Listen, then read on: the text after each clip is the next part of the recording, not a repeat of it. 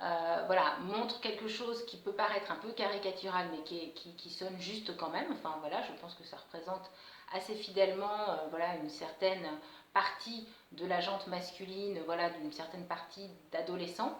Mais évidemment, pas tous.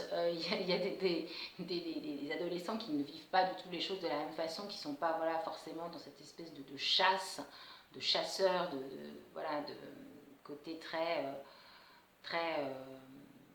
basique et primaire et on fait surtout pas la conversation parce que mon Dieu, la conversation c'est vraiment pas intéressant. J'ai pas envie de savoir ce que cette personne a dans la tête. Tout ce que je veux c'est tirer mon coup. Donc ça peut paraître un peu caricatural, mais je pense que ça correspond voilà à un certain type d'ado, mec. Euh, c'est marrant parce que peu de temps avant j'avais lu en fait un roman américain, donc un peu young adult par contre. Alors ce qui est marrant parce que ces deux livres que je viens de citer, Mémoire de fille et La blessure, la vraie, je ne sais pas si des ados vraiment liraient ça. Peut-être, enfin oui, je pense que ça peut être lu par des ados, voilà, mais je ne crois pas que ça cible les ados en fait. C'est ça qui est assez étonnant. En France, on a voilà, des livres comme ça pour ados, mais, enfin des livres sur l'adolescence, mais qui ne ciblent pas forcément les ados. Contrairement par exemple aux États-Unis où donc ils ont tout ce créneau de young adult fiction. Et donc, notamment, je pense à ce livre, Le Monde de Charlie, qui a été, je crois que le titre original c'est The Perks of Being a Wallflower, et non pas paper, comme j'ai toujours envie de le dire. Donc, des inconvénients d'être une fleur de papier, donc de faire un peu tapisserie, quoi, on va dire. Donc, un jeune garçon, c'est un peu écrit sous la forme d'un journal intime. Et là, pour le coup, on a un personnage masculin, on a une psychologie masculine qui est complètement différente voilà, du narrateur de Bégodeau. Donc un jeune garçon, pareil, qui est un peu face à ses premiers émois, sa première expérience au jour sexuel, on y revient toujours. Voilà, on a un garçon très sensible, qui même face à sa première expérience, va à un moment donné... bon, alors après, lui, c'est vrai qu'il y a un problème dans l'histoire, il a un trauma en fait dans son enfance, il a subi un trauma sexuel, ce qu'on apprend à la fin, mais je crois qu'il n'y avait pas besoin qu'il rajoute ça, l'auteur. Enfin, il y a juste des garçons qui ne sont pas voilà, des bêtes de sexe et voilà, qui ont un minimum de sensibilité, un minimum d'envie aussi bah, d'avoir des sentiments ou de connaître quelqu'un, que le désir n'est pas que basé. Moi, ce qui me gêne vraiment dans le personnage de Bégodeau, mais qui est une réalité, c'est cette idée que voilà, il n'y a que l'apparence physique qui compte. Enfin voilà, c'est des trucs basiques, mais je crois que vraiment, c'est vrai qu'à l'adolescence, il y a une présence, enfin la dominante physique est peut-être voilà, effectivement exacerbée, ça je suis complètement d'accord avec ça, mais c'est vrai que j'ai trouvé ça, c'était sympa dans le livre donc Le Monde de Charlie en français. Et donc justement, c'est ce que j'avais bien aimé dans le personnage en fait de Charlie, donc du roman le Monde de Charlie, c'est ce côté voilà un peu sensible, un peu maladroit, un peu touchant, pas pas forcément, bon, pas du tout prédateur, bien au contraire, c'est même lui bon, qui est un peu une proie de temps à autre, mais mais voilà, pas non plus niais, pas neuneux ou quoi que ce soit, comme on a malheureusement souvent tendance à associer en fait voilà sensibilité, surtout quand c'est une sensibilité masculine, parce que c'est associé à du féminin, donc ça passe pour du neuneu. Euh, mais bon voilà, moi c'est le genre de personnage qui me parle beaucoup plus, contrairement voilà au narrateur de Bégodeau qui est plus dans limite un peu dans le libertin quoi. Donc c'est peut-être là où on a un peu le clivage littérature française et anglo-américaine, où c'est vrai que nous, on est quand même beaucoup plus trash finalement, enfin, au niveau. Voilà, enfin, quand même le pays des liaisons dangereuses, donc je pense que c'est pas pour rien.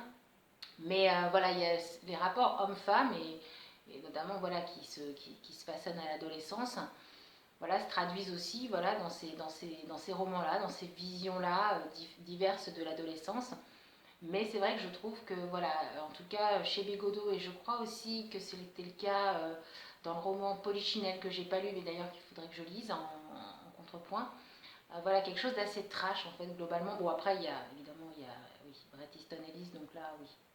On n'est pas non plus dans quelque chose de particulièrement sensible, doux, romantique ou quoi que ce soit, on est plutôt aussi dans une image assez glaciale, voilà, et assez cynique. Voilà, c'est un énorme cynisme sur Bégodeau, voilà, c'est tout le temps du cynisme. C'est vrai que maintenant, moi, j'ai un peu de mal avec ce genre de choses.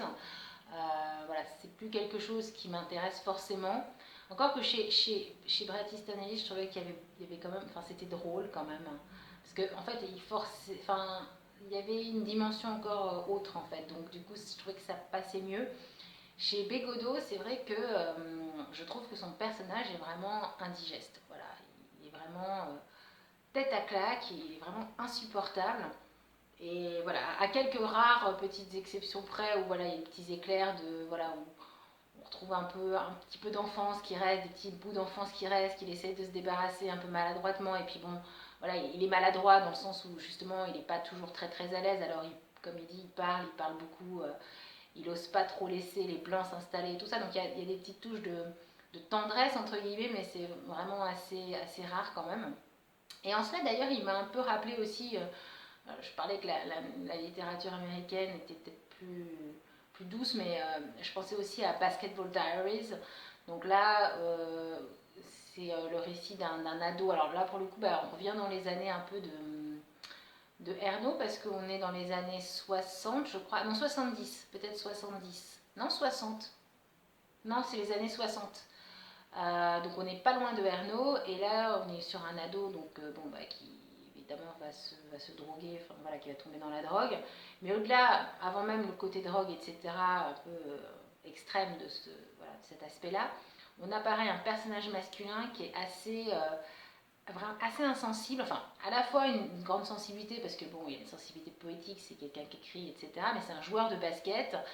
Et voilà, avec ses potes, sa bande de potes, et c'est pareil pour le personnage de Bégodeau, voilà, c'est un milieu très homosocial, très mec, on trouve un peu sa virilité, son truc, et enfin, il y a un peu un rapport comme ça de force, de rivalité masculine et donc de conquête, et donc le personnage aussi dans Basketball Diaries est vraiment dans la conquête, et voilà, dans ce côté un peu froid, un peu fait pas de sentiments, voilà, et puis très individualiste, très égoïste qu'on trouve aussi sur Bégodeau. C'est pas des personnages qui sont tournés vers les autres particulièrement, enfin hormis leurs potes, ils ont un sens comme ça de la fraternité masculine entre guillemets, mais fraternité faite aussi de rivalité. Voilà, donc c'est peut-être le rapprochement que je peux faire. Je peux rapprocher ces deux personnages, Basketball Diaries et La blessure, la vraie, mais alors après, c'est vraiment plus sur le plan de la psychologie ou autre, mais sinon sur le reste de l'histoire, ça n'a strictement rien à voir.